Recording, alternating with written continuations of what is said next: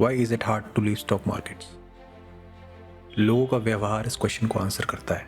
लोग ही stock market की backbone है, यानी हम सब ही किसी न किसी तरह से स्टॉक मार्केट से जुड़े हुए हैं, फिर वो किसी भी तरह से क्यों न हो, जैसे कि SIP करना, खुद से ट्रेड करना, एट्सेट्रा। हम इंसानों का बिहेवियर बहुत ही अनप्रेडिक्टेबल होता है, जिस कारण से मार्केट एक set up and down motion में बिहेव करता है। हमारा खरीदना बेचना ही स्टॉक मार्केट को चलाता है। स्टॉक मार्केट एक जीरो सम गेम है, यानी जब किसी को फायदा होता है तो दूसरे को नुकसान होता है। जब कोई बेचता है तभी आप खरीद पाते हो। इस चीज़ को एक एग्जाम्पल से समझ सकते हैं। राम ने 100 रुपये के X कंपनी के शेयर्स खरीदे, वहीं श्याम ने उसी कंपनी के शेयर्स बेचे।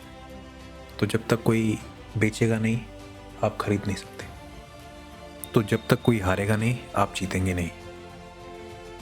और दुखद ये है कि रिटेलर्स ही ज़्यादातर लूज़ करते हैं। सेबी के अनुसार 90% रिटेलर्स ने अपना पैसा पिछले 3 या 4 साल में गंवाया है F&O में ट्रेड करके। यहाँ पर एक क्वेश्चन उठता है कि why still they come back, बार बार इतना लूज़ करने के बाद भी। तो इस बात का जवाब हमारी हिस्ट्री देती है। आप एक बार एक चार्ट देखिए, अब एक एक करके मैं इसको समझाता हूँ। हिस्टोरिकल कॉन्टेक्स्ट, जिसमें आता है लर्निंग फ्रॉम द पास्ट, इंसान अपने अतीत से सीखता है। दूसरा, द ग्रेट डिप्रेशन, 1929 से लेकर 1940 तक। 1929 के क्रैश के बाद इन्वेस्टर्स काफ़ी डरे हुए थे। इसे मद्देनज़र रखते हुए देश की सरकारों ने कई नई रिफॉर्म्स इंट्रोड्यूस किए, जैसे कि पेंशन फंड्स, री इन्वेस्टमेंट्स को भी काफ़ी बढ़ावा मिला। तीसरा, 1970 स्टैगफ्लेशन और 1987 ब्लैक मंडे। हाई इन्फ्लेशन ने लोगों की नाक में दम किया हुआ था, लेकिन फिर सरकारों ने लोगों के हाथ में पैसे देना शुरू किया, जिसे लोगों ने स्टॉक मार्केट में लगाना शुरू कर दिया। .com bubble 2000। जब .com बबल हुआ तब कई नई पॉलिसीज इंट्रोड्यूस की गई, जैसे कि सार्बान्स-ऑक्सले। सार्बान्स-ऑक्सले या सॉक्स एक प्रकार का कानून है जिसमें कंपनीज को फाइनेंशियल रिपोर्टिंग और उन्हें रिकॉर्ड करना आवश्यक बनाता है। इस कानून को .com बबल के बाद हुए क्रैश के कारण लाया गया था। ट्रांसपेरेंसी फाइनेंशियल हिसाब किताब में कई नई ETFs की शुरुआत की गई और सस्ते डाइवर्सिफिकेशन ऑप्शंस भी। Psychological resilience and behaviour shifts, loss aversion, recency bias. मतलब इसका ये है कि जब किसी बड़े डाउनफॉल के बाद मार्केट रिकवरी फेज में आता है तो लोग फोमो का शिकार हो जाते हैं और मार्केट में कूद पड़ते हैं। Role of advisers in media, 2008। 2008 के बाद एडवाइजर्स ने हिस्टोरिकल रिकॉर्ड्स दिखाकर लोगों का इंटरेस्ट वापस मार्केट के लिए उठा दिया। फॉर एग्जांपल, 2008 से 2020 का बुल मार्केट, और ये सब हुआ मीडिया के कारण। Regulatory and technological catalyst, central bank की पॉलिसीज़ ने मार्केट को कई हद तक स्टेबलाइज करने में मदद की, जिससे इन्वेस्टर्स इक्विटी में वापस इन्वेस्ट कर सकें।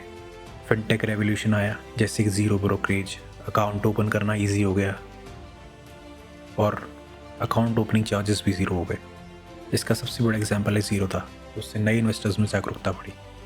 Modern trends, gamification, community, meme stocks and social media, newspaper में आर्टिकल, सोशल मीडिया में post and worst of all reels में बड़े बड़े रिटर्न्स का दावा किया जाता है और इन सबको देखकर लोग मार्केट्स में पैसे लगा देते हैं।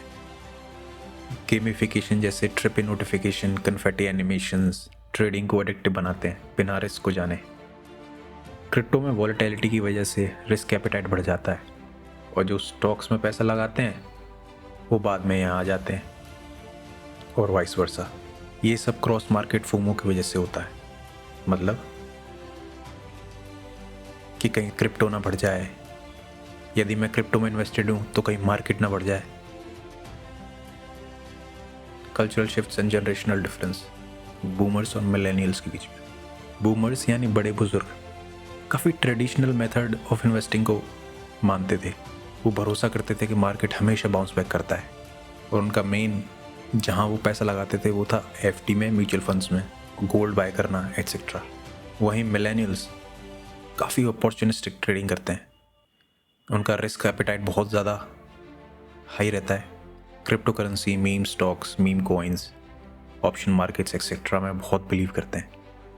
Pandemic era, dynamics, stimulus driven participation. Lockdown के कारण लोग घर पर थे और सरकार के स्टिमुलस पैकेज के कारण लोगों ने स्टॉक मार्केट में खूब इन्वेस्ट किया, जिसके कारण मार्केट में बुल रन भी आया। Hybrid work and financial literacy.